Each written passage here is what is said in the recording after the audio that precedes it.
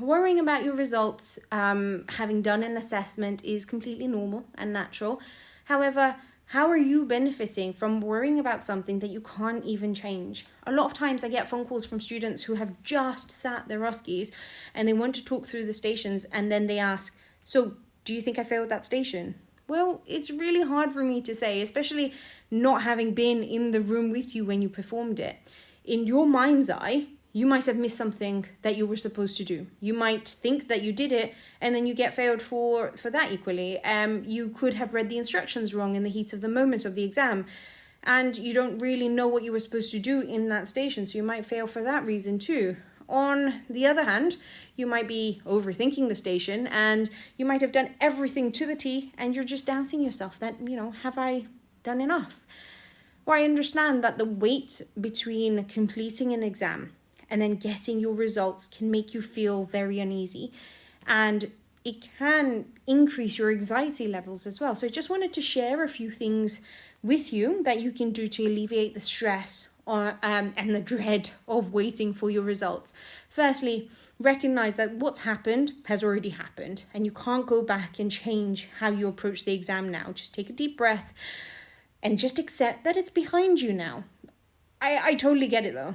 I totally get that the feelings that you have now, the worry, the anxiety, the frustration, they're all valid and you have every right to feel them. But worrying about the outcome isn't going to change the results.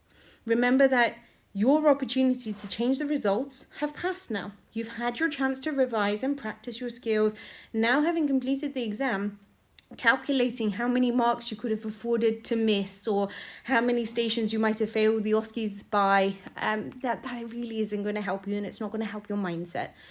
I would agree though that talking to someone out loud can help, which is why I'm happy to take the calls from my students after they've completed their assessments. I'm grateful to be part of your journey. And sometimes expressing your emotions and your feelings to someone that you can trust and someone that isn't going to be judgmental can help you improve your mood post-assessment.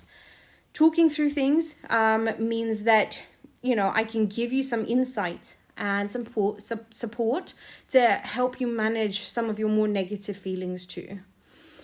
My advice to most people following on from an assessment is to learn from your mistake. If you feel that you have that self-doubt, if you feel that maybe you haven't done enough, or maybe you did something wrong or you missed something out, write it down. Think about each of the elements of your assessment. Write down everything that you can remember.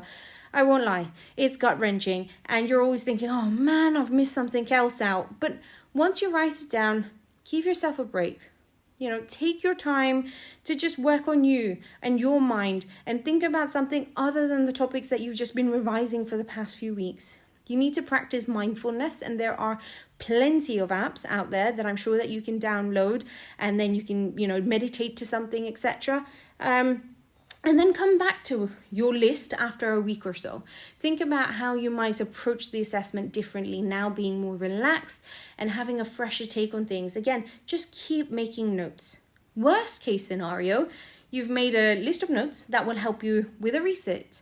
At least then you know what to do differently and you'll know how to approach the examination, having the benefit of hindsight, and you'll have all your copious notes as well. Best case scenario, you've just wasted 2 days thinking about your assessment and what you could have done differently. And when you find out you've passed and there was nothing to worry about in the first place, chuck those notes out.